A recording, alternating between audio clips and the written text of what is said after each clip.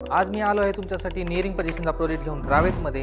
इथे तुम्हाला 4.5 एकरच्या लँड पार्सलमध्ये 40 फ्लोअरचे 3 हायराइज टावर मिळणार आहे, ज्यामध्ये 2 आणि 3 BHK असणार आहे, तेही सर्व अम्युनिटीज सोबत। इतकंच नाही तर इथे रो हाऊसेस देखील अवेलेबल आहेत। चला तर बघूया 3 BHKचा सॅम्पल फ्लॅट।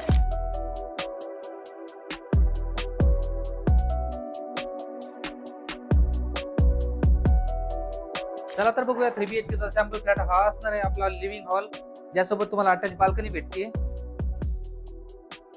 आणि हा असणार आहे आपला डेडिकेटेड स्पेस डायनिंग एरियासाठी। याच्या बरोबर तुम्हाला भेटेल किचनचा area with include dry balcony. आणि आता बघूया चिल्ड्रन बेडरूम। हा असणार आहे चिल्ड्रन बेडरूम,